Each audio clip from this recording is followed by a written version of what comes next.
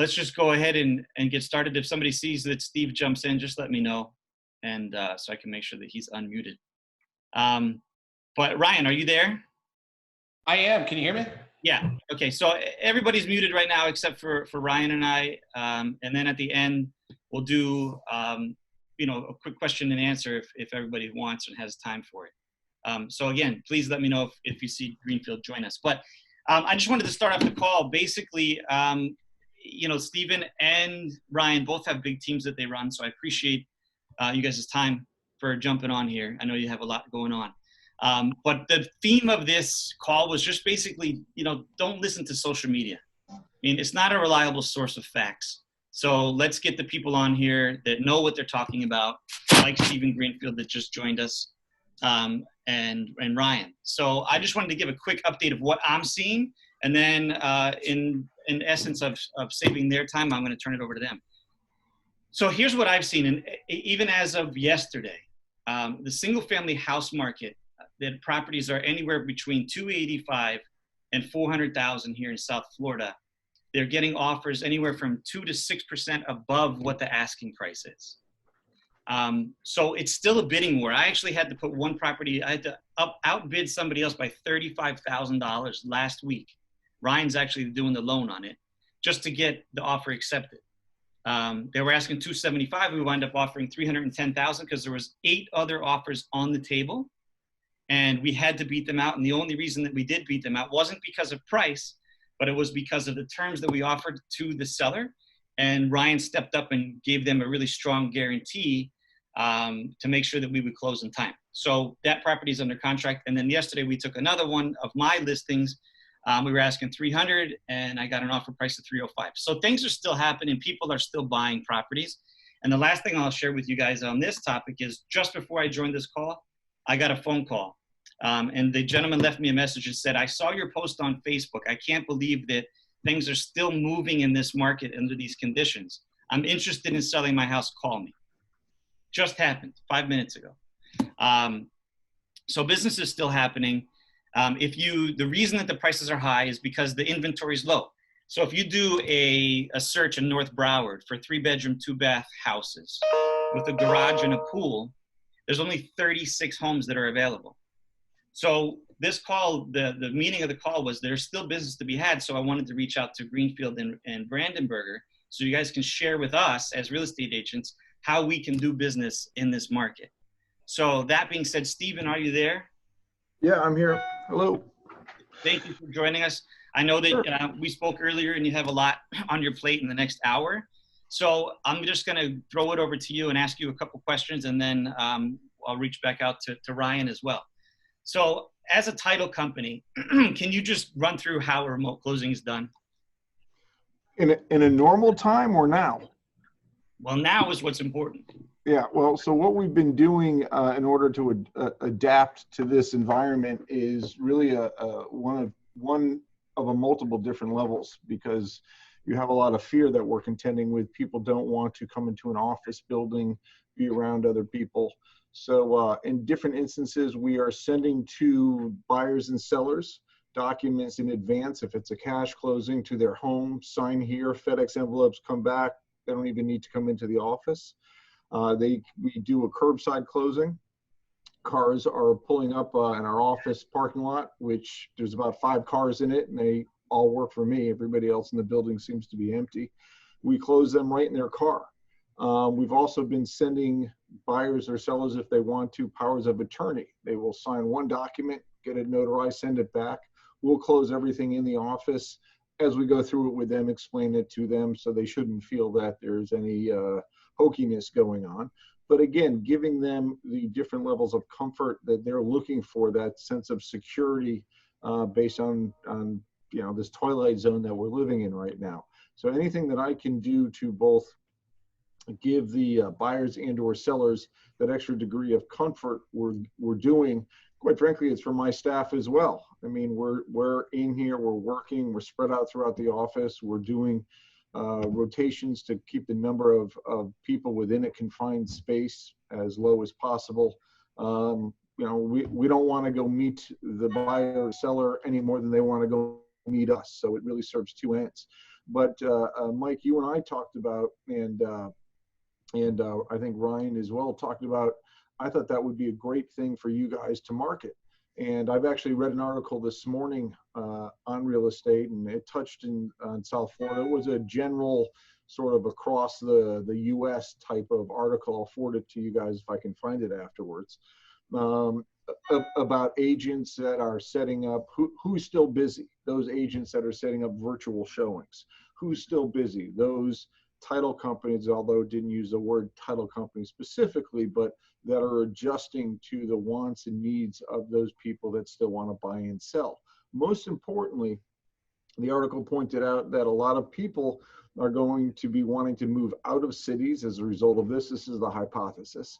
Moving out of dense cities, New York, Boston, wherever. We draw on those people anyway, snowbirds that come down here. But also people that perhaps want to get rid of second homes because financially they're in a very different position now than they were 3 months ago.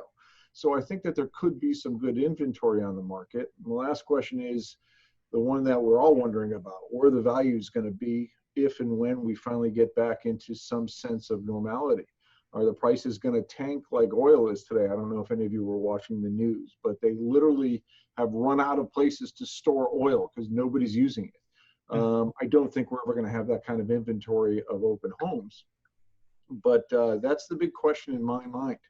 Are we going to have a glut of inventory on the market, or is it just going to kind of start to ease back into it? But in terms of process, we've adapted the process. I think that that's the great approach for all of us to do. You adapt your process to the environment that we have. People get concerned about leaving their homes, going to offices. Great. We take that part out of the equation. Yeah. And to your point, Stephen, I think that's a valid point you brought up about the price values.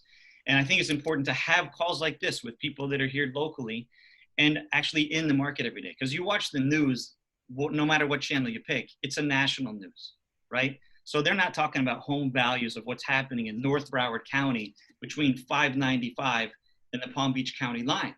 But those of us that are operating in that space can tell you exactly what's happening. Like I shared at the beginning of this call, every property that I'm putting under contract, whether I have a listing or whether it's a buyer under 400,000, we're getting overall asking price.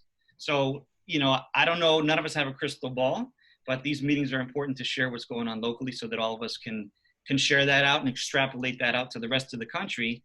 Florida's a great place to live, and we have a multitude of reasons. So with that, I wanted to ask you about notarized paperwork. Are there any alternative solutions right now? Well, there are. The Florida legislature passed a new law that, quite frankly, nobody ever paid attention to in January. Remote ROM, I believe, is the acronym. Remote Operational Notary, RON, Remote Operational Notary, where you can notarize somebody remotely. I will be honest with you, putting it in effect is more of a pain in the ass than it needs to be. Nobody ever anticipated what we're dealing with now when they came out with the law. Unfortunately, it's still improper to notarize somebody like this. FaceTime or Zoom, watching somebody sign documents, they hold the license up and you notarize it. Still not okay. Hasn't been done. I'm not going to say it has. I'm not going to put that in writing. But let me just tell you that if we can get a deal to the closing table, we find a way to make it work. And that's not just blowing smoke. That's the truth. Again, we had a closing last month where it was selling out of a trust, and the trustee was an elder woman who was in a nursing home, which is on complete lockdown. We found a solution. We were able to get a power of attorney emailed to a nurse inside who had a notary seal. She faxed it back. We could close on a fax. There's different ways to handle it. And so I like that point too, because anybody that's ever done business with you knows that you'll go and do things outside of the box. All legal, of course, but outside of the box thinking is what it takes in times like these. And I appreciate that about you and your staff. What about cities? I've heard a lot of cities are closed. How are you guys dealing with like title searches? No, none of that is affecting us. Everything that we need so far is open. I mean, we e-file everything right from the office. It's not like it was when I first started, where you had to manually take everything down to a clerk who would stamp it. We e-file everything. The only county in Florida, I believe the only county in Florida that you can't e-file is Monroe down in the Keys. You still have to do that manually. That's just a matter of FedExing it down there. In terms of muni searches, we're still getting them. The only problems that we're coming up against is if something requires a hearing, which is more on the default side with code liens and things of that nature than it is in what this group and we do, which I refer to as retail closings. None of what we do is being affected by the current environment. Everything is open in terms of being able to record and close. The biggest problem I've been having, quite frankly, are buyers that are trying to argue that as a result of the pandemic, they want to get out of their contract. Or I've had sellers recently that are up in New York. They sold their house in, I think it was Boca West or Kings Point or what have you, and they couldn't get down here to clean it out. And you know, they offered the buyers a couple extra bucks, keep the furniture. Ultimately, the realtor in that one, I think, stepped up, got a cleaning crew to come in here, and the seller said, just, you know, there's nothing in there of value anyhow, trash it all, and they were able to solve it that way. So there's more logistic type issues, buyer and seller reluctance to go through with the contract than there are any sort of you know, process problems that we're dealing with courts and things of that nature. Well, I'm glad you cleared that up, because that's what I brought up at the beginning of the call, is don't listen to social media. And I know you're not huge on social media, but that is one of the myths that's been spread around in social media, is that it's tough to get title work done because cities are closed and you can't do lien searches and things like that. Fake news. Fake I love news. it. That's why you're so valuable, because you and I've had that conversation of, okay, a lot of people that are in a real estate transaction, they go, oh, title, what's title? Who cares? Who does it? And so where's the value of using one title company over another? And that's one good point right there, is that, you know, there's so much fake news out there, and the fact that you and your team go outside the box and just frankly gets things done is a reason to make sure that, you know, you are doing everything you can to choose the title company of someone that will get it done. So I didn't realize this was going to be an infomercial for me. Thank you. Well, no, I mean, like, at the end of the day, it's true. Look, you know, there's a lot of title companies that are not doing anything right now. They're hiding in the closet like everybody else. And, you know, if you're a businessman, you figure out ways to get things done. Look, I you know, gave my office, we all got together when this started, and it went from being something that was happening to other people to something that began happening here. And boy, it sure seemed like it happened overnight. You know, I don't know about the rest of you guys, but it seemed like it was a Monday at the beginning of a week, and it was just starting to become newsy. And by Friday, the sky was falling. It really seemed to hit us overnight. My office, because we do a sufficient amount of business with banks, we fit within one of the exceptions. So we're a what's the buzzword there? We're a required business and necessary business. So we're legally allowed to still be open. But I got together with my staff and I said, well, you know, simply because we're legally allowed to be open, nobody can come in here and shut us down. I still want to ask you a question, which is, do you want to be open? Because I don't want anybody coming in here if you feel like you're putting your life on the line. I said, but understand that if I close and you go home, I can't pay you.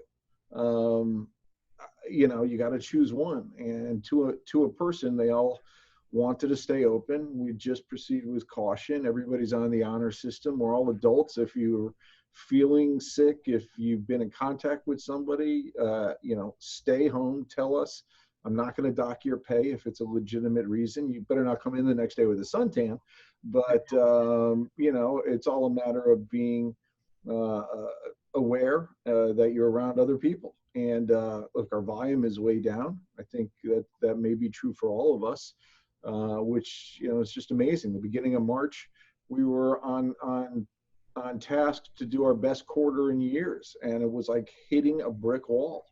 So I usually close 180, 200 closings a month. If we're going to close 60 this month, I'll be impressed. It's a matter of adjusting, scaling, a little bit of praying. and Yeah. hoping that this thing begins to loosen up, that whatever business there is out there, that collectively we're smart enough to capture that business. People are still going to buy a house. People are still going to sell a house. How do we get them to use us? People are going to want to refinance. Ryan, I think you're sitting right in the sweet spot right now. Rates are, from what I'm reading about, are an all-time low. People who are going to go back to wanting to tap equity in their house if they've been able to get any. I think you're certainly in from my perspective, in an enviable position, and I give you credit for taking advantage of that. Yeah. The buy sells, you're going to have people that are going to want to be selling, in my opinion, to maybe unload that second house, start saving expenses. Certainly those that are going to want to move down here and get out of the city and get out of that situation where, why is New York the epicenter? Well, you put that many people in that small a space, it's going to happen. Maybe that's something that we market, but you have to do so tactfully. You can't scare them into buying houses. I'm not very good at doing that. This is my Facebook page. I've never been on Facebook. I don't do social media. I'm a dinosaur when it comes to that. But there's certainly ways to spin advertising to deal with the environment that we're in right now. Yeah, well, I appreciate everything that you do for me and my team and your words of wisdom. And with that being said, I want to flip it over to the lending side. And if, Stephen, if you need to jump off, none of us will be offended, but you're definitely welcome to stay to the end of the call. I'm listening, but you caught me checking an email, so go ahead. So, thanks, Stephen. Ryan, how are you, my friend? I'm good. Good. Good. For your patience. No. It's always great to hear the title side of things and what's going on in the closing world. Sometimes we all get stuck in our own bubbles, especially now, literally in our own bubble, in our home, and we kind of forget like what's going on around us. And it's always refreshing to hear that the positive things that are moving, like closings are still happening and things like that. Hold on, Tyler, please go. Definitely. My son was looking for, I think maybe he wanted to jump in. I don't know. I'll see a little bit.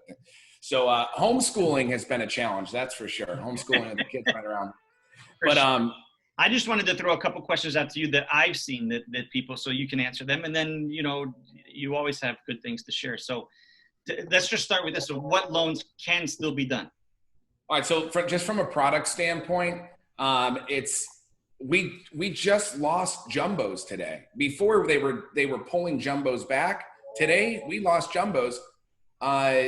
Most every other lender I know lost them weeks ago.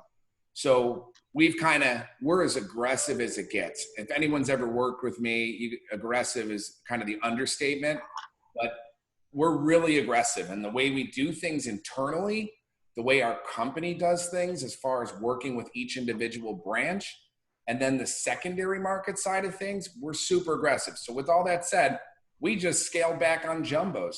It's not the end of the world until you get into like those 1 million plus loan amounts, because we're still doing split loans, but jumbos just got heavily impacted. Ryan, if I can ask, what are the banks afraid to lend, or are they afraid of liquidity? Why do they pull them back? It's liquidity. So their problem is this: they're going to underwrite to a standard today that may not be a demand on the secondary market tomorrow. So if they originate a loan at 80% loan to value based on today's guideline, they close, they package that thing up, and they get to Wall Street, and Wall Street's like, we're not buying that. They don't have the liquidity to hold that paper. Got it. So it's the secondary market that's disrupting the retail side and wholesale side of mortgages. So the secondary market's going, we don't want mortgages. Just think about it. Right now, you could stick your money into equities, you could stick your money into blue chips, or you can go buy some mortgages. I don't know. I don't know what's happening with the recession. So the market doesn't have an appetite for mortgages because we're having record unemployment, record requests for forbearances. So the market just doesn't know how to pretty much price these things in the market. The good news is the federal government has came in and gave us a blank check and said, we'll buy everything: Fannie Mae, Freddie Mac, FHA, VA. But as you can see, we left some things out there. Jumbos, bank statement programs. Those type of programs are not backed by the bond buying program by the U.S. government. It's really designed to help the common people, not the tax. Let's be realistic, right? If you're doing a bank statement program, 9 times out of 10, you're skirt tailing your taxes. Federal government's not there to help that guy. They're not really there to help millionaires, unless you're Ruth Chris and you need a bailout for your restaurant. 20 million. So It's just a matter of the liquidity in the market right now is driven by the U.S. government, and the U.S. government doesn't have a portion of bond buying that really stands out for the jumbo market and these alt-A subprime loans like bank statement loans. And so that brings me to my next question, because not everybody, even real estate agents, don't know that all lenders are different. So I've gotten questions from other agents saying, oh my God, I heard the lending guidelines are changed and you have to have a 700 credit score with 20% down. So my question to you, are you guys still doing loans with a 580 credit score, or has that changed? Yeah. So, okay. So let's be clear on who the real lender is in this world. It's not Quicken, Bank of America, Cross Country Mortgage, mom and pop mortgage brokers. The real lenders, especially right now, as all the lenders, forget it, portfolio products have contracted. It's FHA, Fannie Mae, Freddie Mac. Those two are pretty much the same within reason. VA. Those entities have not raised their credit standards. Right. However, let's say a mortgage company does not have the warehouse lines that will allow a 640. See, Cross Country Mortgage, we have 90 warehouse lines. A lot of them said, nope, we're not going to table, it's called table funding. We're not going to give you the money for that 600 credit score because we're afraid. What did we do? We just went over to another warehouse line. So our warehouse lines are allowing us to still lend down to 500 credit scores for FHA. So we can still get away with that. And we service our loans. So a mom and pop, mortgage brokers hate me now because they always had a little bit better rates. I used to tell this to people. I'm like, listen, a mortgage broker, I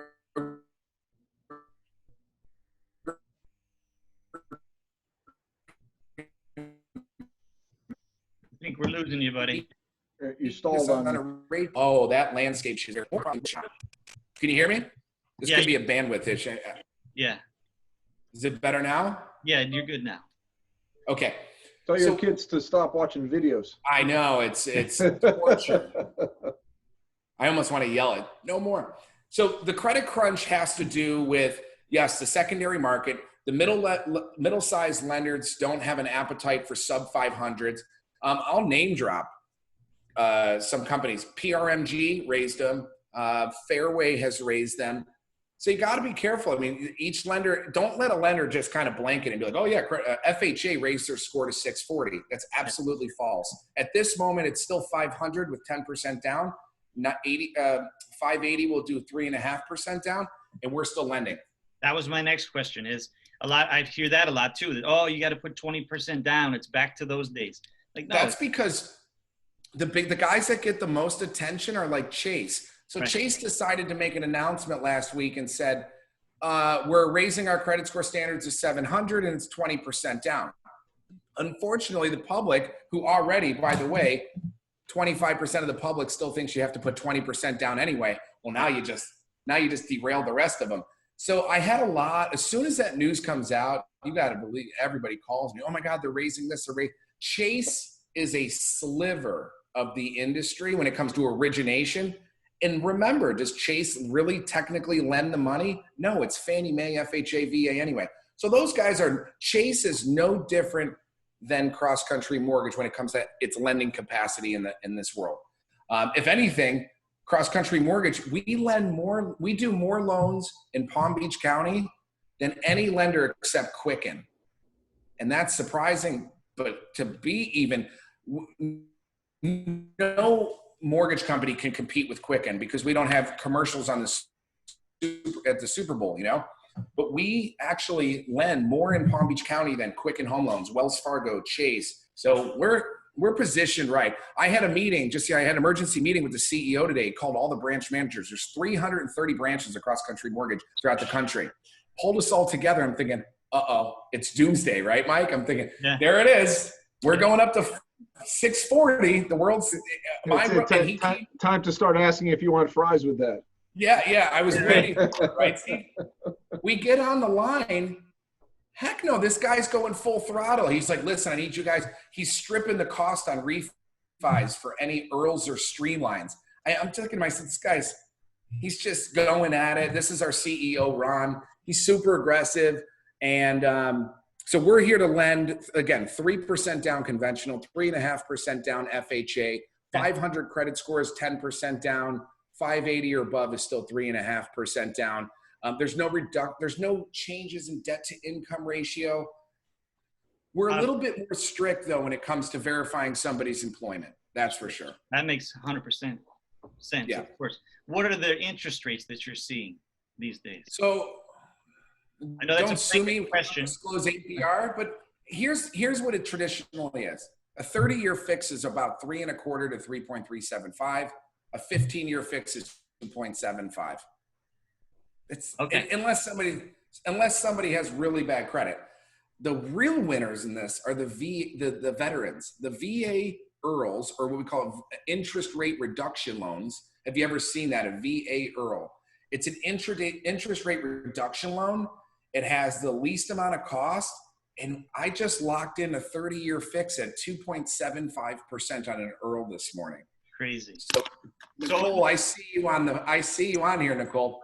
The veterans right now have an amazing opportunity to take advantage of the interest rate reduction loans. Yep. Awesome. Love it. Yeah. Great reason to reach out to your audience too. You guys all should be calling everyone you know, to check in on them, see how they're doing, right? See if you can help in any way. And then also asking them what's going on in their real estate world, and mortgages include that, and find out what their interest rate is. They may think they can't refinance. Oh, I just bought it a year. I had one lady, she goes, I can't refinance. I just bought it a year ago. You know, there's a lot of misconceptions out there. A lot of misconceptions. That's why I wanted to have this call. And so correct me if I'm wrong, and I'm just taking a shot in the dark here, but as a real estate agent, and there's a bunch of us that are here live on the call, but there'll be a bunch more that watch this. Price point wise, what would you say is a good place to focus? I have my own opinion, but I want to hear yours. So now I kind of get off mortgage and just kind of talk general real estate. I think I'm in Zillow. I'm all over Zillow with a multitude of agents, right? And collectively, I went through all of my Zillow inquiries over the last few weeks. That's usually a good gauge. I'm like, who's looking, what price points?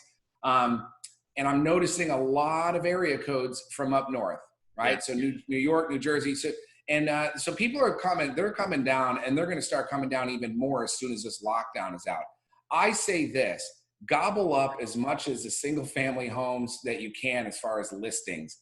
Yeah. Single family homes are going to be not just a high demand for the Northeast, but also people that are living on top of each other in South Florida. You know, their neighborhood pool, you can't use it. Oh, we need our own pool, honey. Let's go buy a house.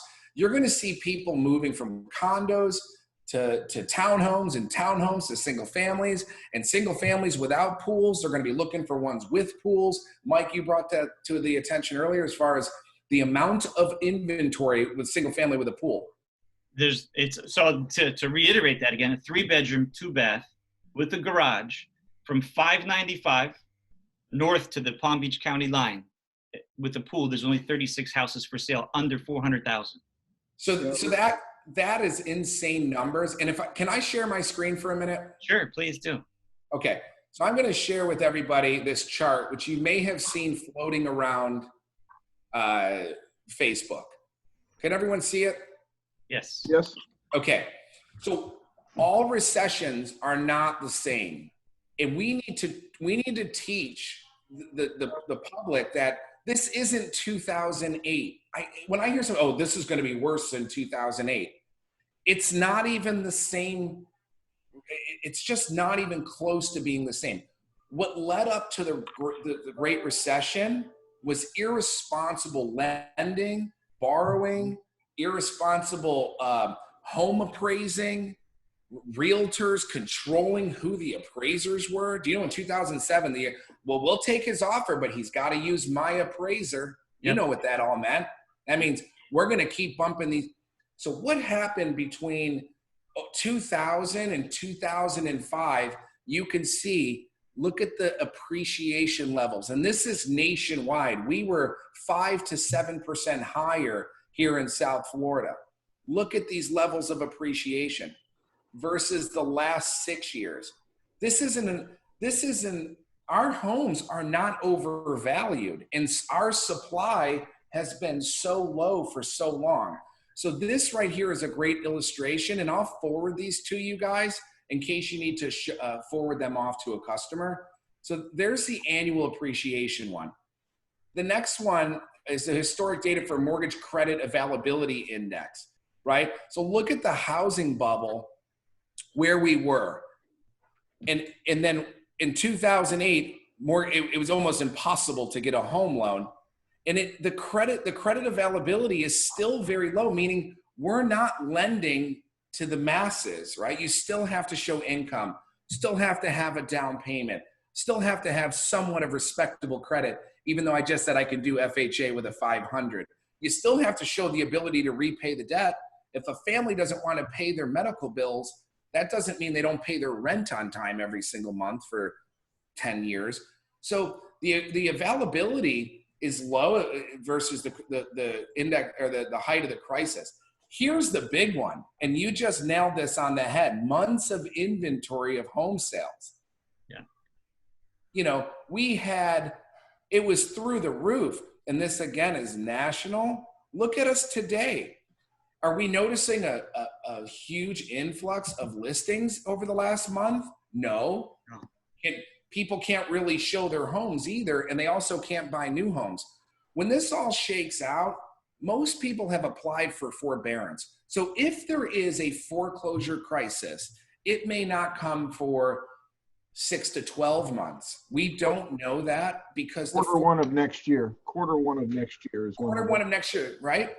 Because Steve, if you're allowed to have a forbearance for 3 months, that buys you April, May, June. You then get to work out a repayment structure after that. And even if you didn't, it's 120 days before you can file a lis pendens, or what they call a notice of default. So then that's another 4 months. September, October, November, December. Your first rounds of lis pendens or notice of defaults shouldn't be until January 1 of 2021.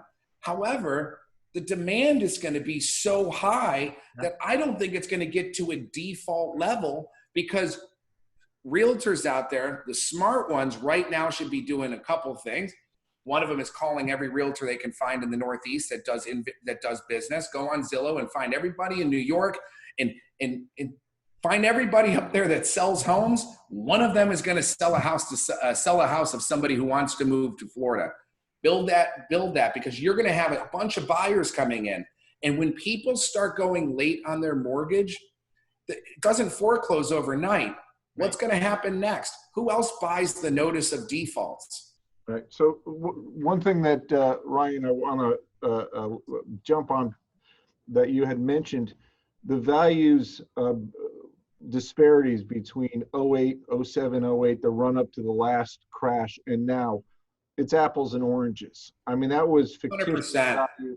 I was representing single family home builders back then, and we were laughing at how quickly we were selling them and increasing the prices every 10 homes. It was ridiculous. It was clearly artificial. That didn't happen here. So I think when you're out there trying to either get listings or people, look, you know, we're not pariahs where we're taking advantage of somebody's bad situation. We're helping them out of a bad situation. If they're unable to afford staying in the home they're in or having that second home, selling it is a better option than having it foreclosed, and they're not going to be upside down. The whole short sale nightmare that we dealt with to stay alive, frankly, in 2009 and 2010, I don't see that happening again. The values have stayed relatively consistent.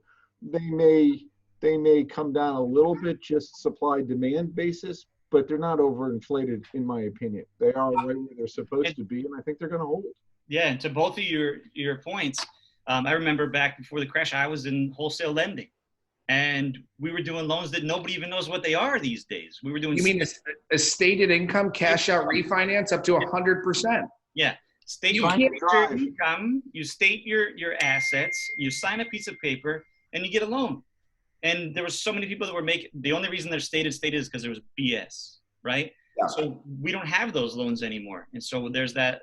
We're not going to run into the same situation. So I appreciate you bringing that up. Steve, and to your point, the equity position that people are in today is greater than it was in 2008. I know we don't want to hear this, but we can all afford to lose 10% of the equity in our home today. If I lost 10% of the equity in my home over the next 2 years, it wouldn't create a panic. Also, I'm not somebody who bought it without showing the income in the first place. Now, if my income is impacted, I'm going to need some help until the economy picks back up, and that could take some time. But again, look at the cash outs that were taking place in 05, 6, and 7. 824 billion was cashed out of Americans' homes by loan officers, and that were aggressive, right? Not the companies were aggressive. 100% cash outs. Nowadays, you can't cash out over 80% loan to value. Before we had this credit crunch, FHA reduced from 85 to 80 just last year. So we've learned from the crash. This wasn't created by it, and we're sure in hell not going to look back on 2009 and start making our preparing for that one. It's a totally different system. Agreed. No, it's the problem here is not the bogus, is not endemic to the business we're in or the industry we're in. It's something completely unrelated. Once we can get people to hopefully get back to work, that's the primary thing, getting people back to work safely. Once you get people back to work, everything else should jive in. It's a matter of taking the rotten apples we're all dealing with right now and still figuring out a way to make apple pie with it and being there on the go forward. So listen, guys, I do have to run. I apologize. Anybody have a question for me before I leave? I do. It's a very important one. And when I reshare this video, I'll put your number out there. But can you please share? I'm not really technically savvy, so I can't put it on the screen. But share how people can. There you go. Oh, there it was. That was me. Can you put that back up? But you can throw your number out there, your email, whatever, Steve, and Ryan will throw up the invitation again. Oh, hang on. He's looking for my email. There I am. Scroll down. Yeah, I'm trying to find the one that Mr. Johnson put together there. All right. Anyway, Stephen Greenfield from Shore to Shore Title. You can read. There I am. You there can it is. Directly 561-288-8966. Or email me at sgreenfield@florida-legal.net. Be happy to talk to any of you. Any questions, problems, give me a buzz. Be my pleasure. Thank you all. Thank you. Appreciate your time, Stephen. Take care. Bye-bye. All right. Thanks, Does anybody have any questions that they want to ask of Ryan? I appreciate it's been over 30 minutes, so I just want to respect everybody's time, but if anybody still wants to ask a question.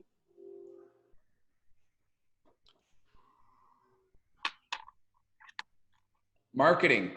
Here, I got something. Guys, if you need marketing material, I have as much as you can imagine. It's all co-branded. If you guys need anything, you can sign up, and I can put together booklets for you for first-time home buyers. It's all co-branded with both of our information on it. So if you guys need any marketing, let me know. If you need any ideas on how to generate leads, all I could say is just pick up the phone and call everybody you know. Think about people in townhomes and condos. Those are the ones that are probably starting to think about moving more than anyone.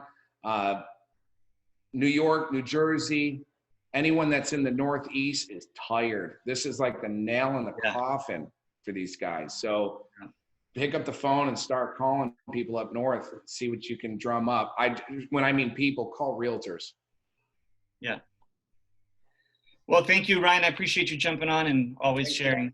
I'll share this out there, and maybe we'll do this, once a week or once every 10 days, something like that, just as things are changing so rapidly. All right, go get them, guys. Thank you. Okay. All right, bye.